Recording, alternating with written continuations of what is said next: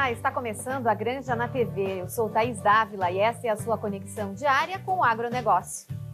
Ficou para dezembro na Assembleia Legislativa a votação do projeto de lei 442 de 2023, que declara a aviação agrícola como atividade relevante ao interesse social, público e econômico do Rio Grande do Sul.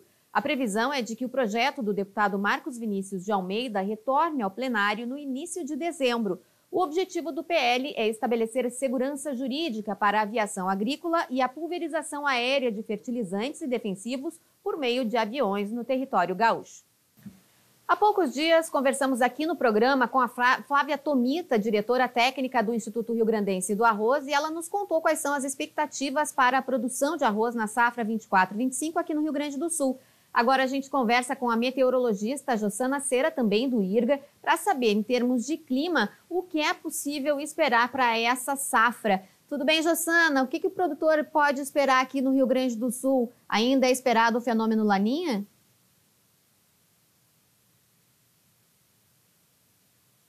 Sim, na verdade, desde o final do último evento. Tá dando aquele mesmo bug, né? Sobre a Laninha, né? Então, há uma grande expectativa em torno disso, do desenvolvimento da Laninha. Só que até o momento ela ainda não veio, né? Eu digo, a menina Laninha está nos pregando uma peça. Porque o resfriamento no Oceano Pacífico Equatorial, que é a característica da Laninha, né? Ele iniciou lá em abril, maio, e meio que estagnou, e até o momento a gente segue em neutralidade, né? Neutralidade significa que a gente não tem nem El Niño, nem Laninha. Nos últimos meses, as anomalias nessa região do Oceano Pacífico começaram a ficar negativas, um pouco abaixo da média, mas não o suficiente para caracterizar a Laninha. Para caracterizar a Laninha, a gente precisa de anomalias abaixo de menos 0,5 graus Celsius. E aí, nos últimos 2 meses, ficou em menos 0,1 e menos 0,2. Então, por isso que a gente vem dizendo agora que a gente está em neutralidade com viés frio, né? Ou seja, poderão haver algumas características de Laninha no decorrer da safra, né? De agora em diante, mas não tão, em princípio, né? Não tão intensas, principalmente no que diz respeito às chuvas, né? Então, a Laninha, por enquanto, ainda não aconteceu. E o que representa essa neutralidade para o produtor, Jossana? Quando a gente pensa em neutralidade, logo nos remete a nossa cabeça a pensar em normalidade. Normalidade de temperaturas, de precipitação. É o que a gente espera, mas nem sempre ocorre dessa forma. Então, quando a gente não tem um fenômeno climático de grande escala, por exemplo, ter um El Niño com uma intensidade moderada, forte, ou uma Laninha com intensidade moderada, forte, tudo que ficar nesse meio termo pode ocorrer de que o clima, né, ele não se comporte da maneira que a gente espera. E com a neutralidade, a gente não tem essas forçantes, que a gente chama. Então, outros fenômenos de menor escala acabam impactando o clima. Então, é comum e é difícil de prever, né, a gente ter alguns períodos com chuvas até frequentes, lembrando um El Niño, períodos de chuvas em menor volume, menor frequência, né, alguns períodos de estiagens um pouco mais prolongadas, lembrando um pouco da Laninha, ou até mesmo a gente ter uma safra aí com uma certa regularidade nas chuvas. E aí a ressalva que a gente faz, né? Nós já tivemos alguns anos em que com neutralidade, né? E que a gente teve estiagens um pouco mais intensas. O exemplo que eu dou, e o último que a gente teve, né? Foi a safra 2019-20, onde a gente teve algumas regiões aí com bastante deficiência de chuvas. Mas teve alguns outros eventos de neutralidade em que a safra ocorreu com uma maior tranquilidade. Então, aquilo tudo pode acontecer. O que eu espero?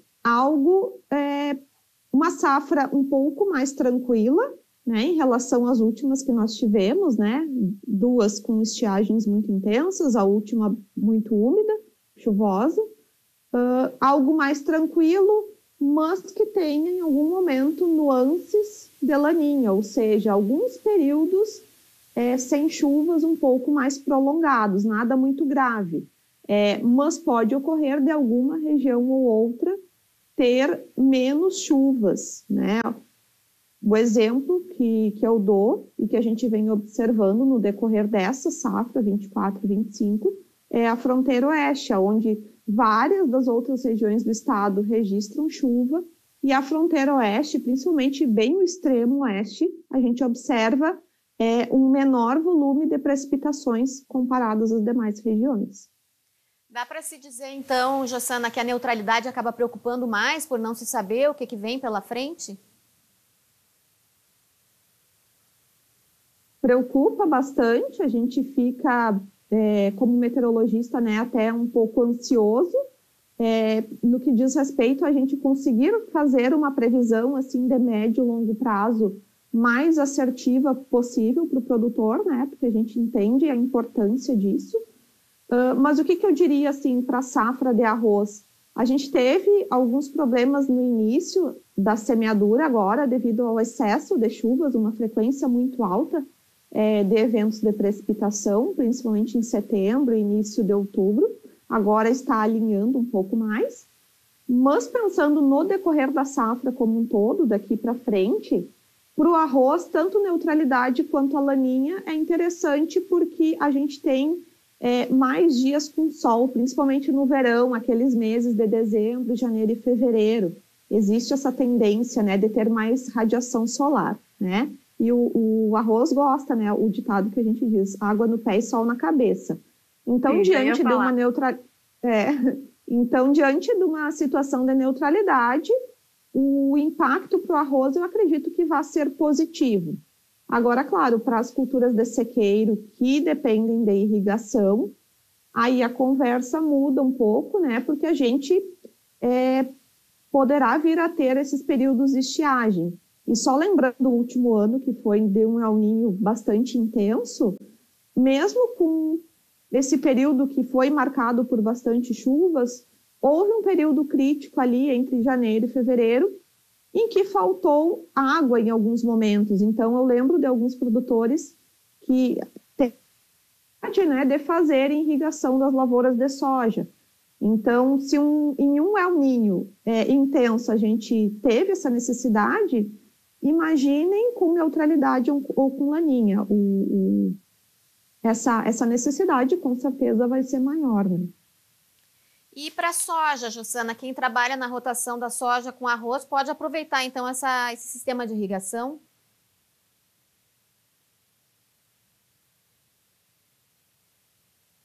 Com certeza, né? Esse é a parte boa da soja em irrigação, claro, além dos benefícios que ela tem depois para a lavoura de arroz, né? Aproveitar toda essa estrutura para irrigação. Então, em havendo água, né? Agora, esse ano, a gente está iniciando a safra com os reservatórios a pleno vapor, né? Os reservatórios cheios. Então, acredito que quem tem a barragem ou açudes, esse não vai ser um fator limitante nessa safra. Então, pode fazer uso, em algum momento crítico, né, de maior necessidade, da irrigação para a soja, sim, com certeza. E essa capacidade plena das barragens que você mencionou, ela não acontecia desde quando?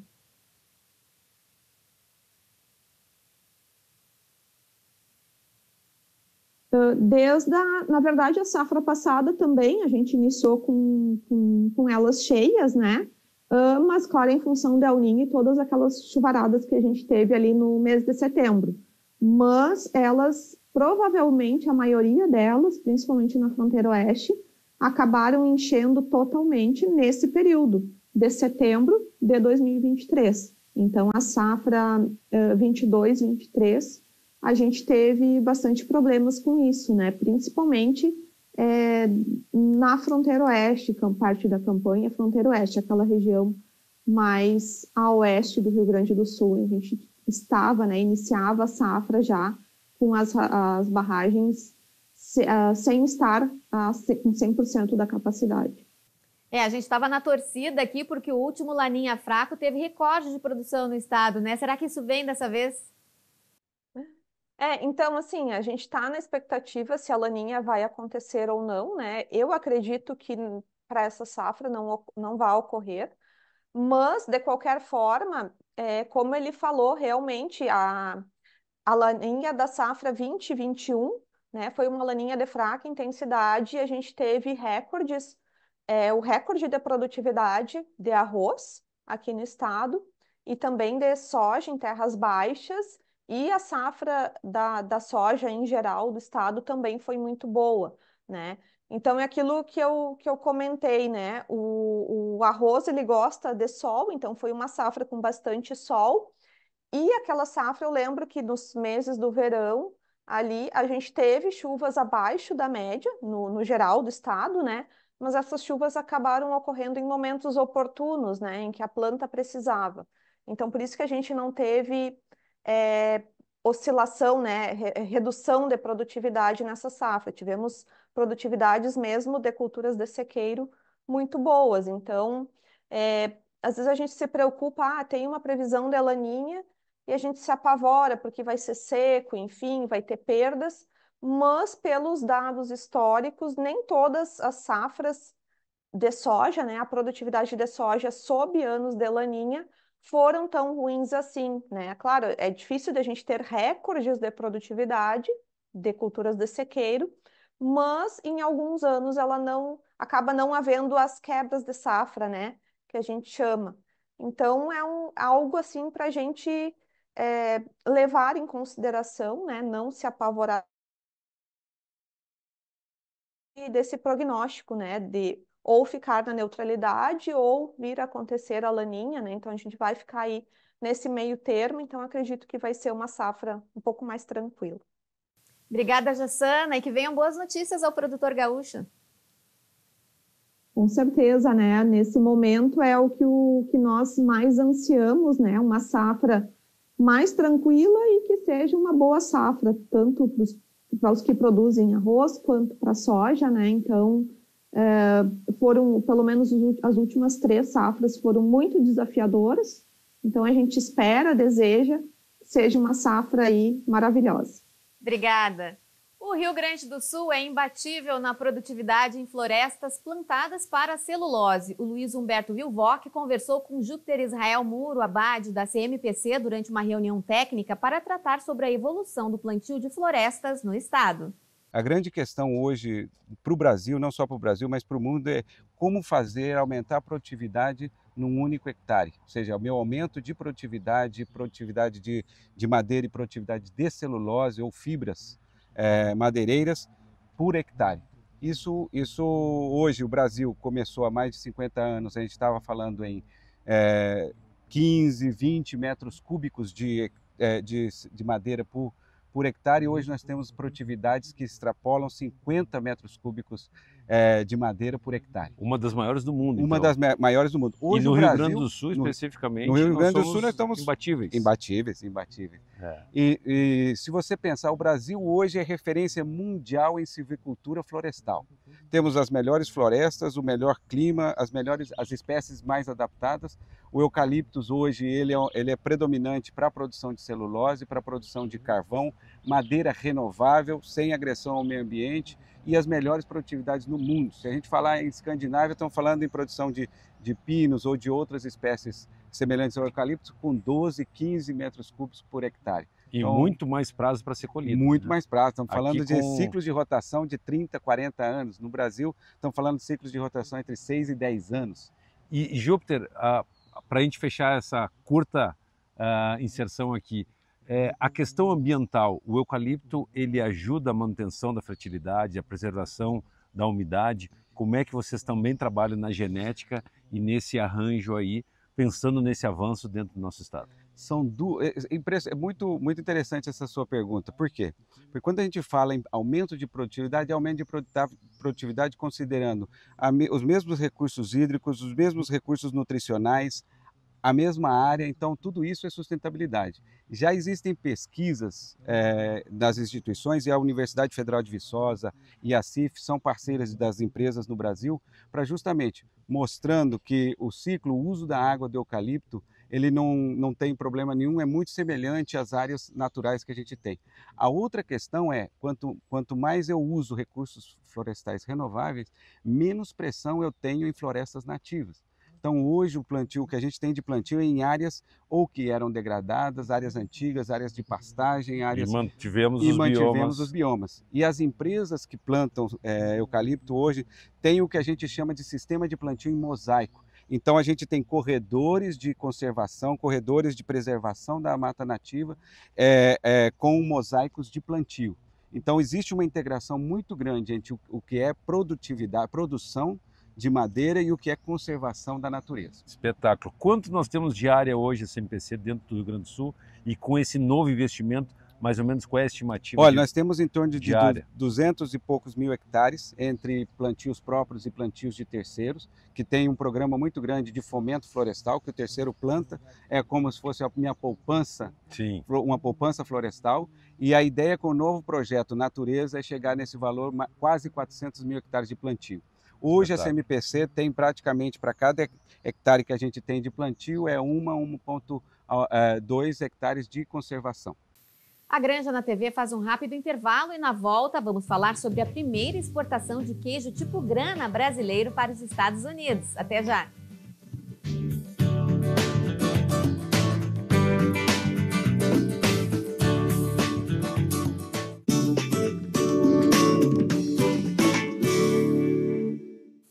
Estamos de volta com a Granja na TV. Uma pós-graduação pode ser o impulso que você precisa na sua carreira. Já pensou então em fazer duas? Presta atenção no recado da Ubra.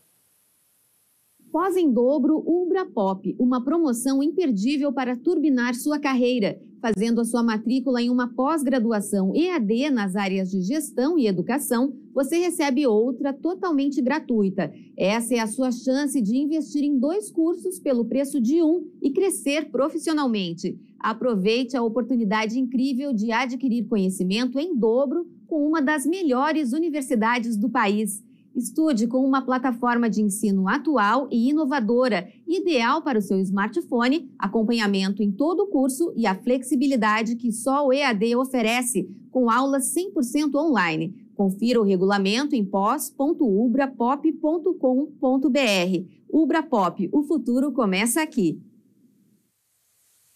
Uma empresa gaúcha é a responsável pela primeira exportação de queijo tipo grana do Brasil para os Estados Unidos. Eu converso agora com o CEO da RAR, Ângelo Sartor. Tudo bem, Ângelo? Oi, Thaís, tudo bem?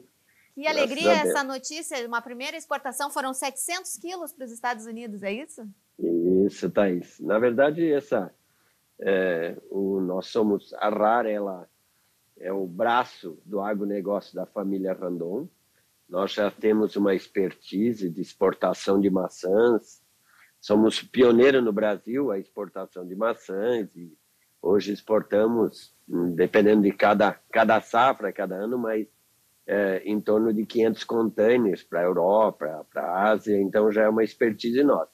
Mas na linha de lácteos, nós começamos há 3 anos, fizemos o primeiro experiência de exportação para o Paraguai, depois para o Chile. E os Estados Unidos, obviamente, é um mercado extraordinário para todos, para quem quer comercializar seus produtos. E nós começamos esse trabalho no início de 2023, que culminou com as nossas liberações, certificações, e fizemos o primeiro embarque ainda pequeno, 700 quilos, mas uma expectativa, estamos muito otimistas com o que já a gente conseguiu receber de feedback do nosso produto que foi entregue lá no estado da Flórida. Agora, interessante que é um produto que já vai com valor agregado, né, Ângelo? Thaís.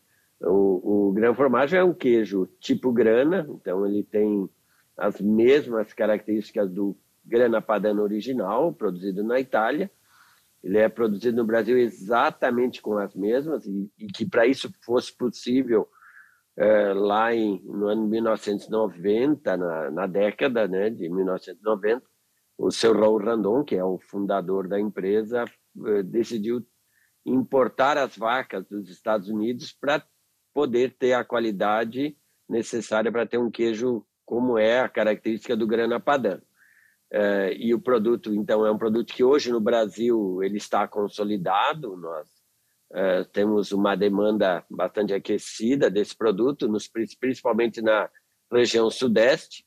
E agora, então, como nós falávamos, os Estados Unidos, que é um mercado que importa da Itália em torno de 6 mil toneladas por ano, a gente acredita que nós possamos vir a absorver aí no curto espaço aí em torno de 120 toneladas por ano, a gente possa fazer essa exportação para os Estados Unidos. E é um mercado extraordinário, né? Isso nos dá a oportunidade de aumentar nossos volumes de produção, geração de emprego, obviamente, e diluição dos nossos custos fixos, ganhando mais produtividade e melhorando as nossas margens, consequentemente, no mercado interno também. Bom, você falava aí que vocês utilizam a mesma metodologia italiana para a produção do queijo grana padano, só que aqui no Rio Grande do Sul, né? Agora, em termos de produção leiteira, tem algum diferencial necessário? Você falou que houve a importação das vacas leiteiras, né? É um leite especial, diferenciado, ou é só o processo de produção do queijo mesmo? Não, toda a etapa, Thaís, toda a cadeia, ela tem que seguir rigorosamente o mesmo processo 365 dias do ano. Eu digo 365 porque é exatamente isso. Nós, primeiro, a alimentação do gado. O gado tem que ser holandês, o gado ele fica confinado e o gado, essa fazenda de leite para produzir o queijo tipo grana, é uma fazenda nossa, onde isso foi a condição para poder ter esse padrão de qualidade. Então, hoje, a nossa fazenda ela é a 10ª maior do Brasil, é a maior fazenda de leite do estado do Rio Grande do Sul. De novo, foi constituída especificamente para esse objetivo. Sim. Ela não tem como objetivo venda de leite, é só para produzir o queijo tipo grana. Nós produzimos hoje nessa fazenda em torno de 47, 48 mil litros de leite por dia. E a alimentação desse gado, parte dele é produzido por nós também, que nós também somos produtores de grãos, milho, trigo, soja, e cevada, aveia. E do milho, parte do milho nós usamos para alimentação do gado. Então, ela tem uma alimentação regular todos os dias do ano igual. Esse leite ele é transportado da fazenda para o laticínio rapidamente, então a distância é menos de 1 quilômetro, isso dá uma melhor qualidade, porque o leite não tem o transporte, que isso sempre causa alguma perda de qualidade no leite, quando o transporte é em longa distância. Então, ele é dentro da mesma fazenda. O queijo, Thaís, ele é produzido com leite cru. Essa é uma característica desse queijo. O leite não é pasteurizado, portanto, o leite tem que ter uma qualidade acima da média, né? Então, e por ser produzido com leite cru, você não pode armazenar o leite para produzir daí 2 dias o queijo. Tem que produzir todo dia. Então, a fazenda de gado de leite trabalha todos os dias, 24 horas, e o laticínio também, todos os dias do ano, 24 horas por dia, o que gera esse produto diferenciado. E os derivados também, que é o nosso creme de leite e manteiga, que são derivados à gordura do leite, que nos proporciona também ter produtos também de padrão de qualidade superior. E outros subprodutos, digamos assim, por exemplo, o soro do leite acaba tendo uma qualidade diferenciada e hoje em dia se fala muito nisso aí para a produção de whey e outros produtos com apelo de saudabilidade, né, Ângelo? Exatamente, Thaís.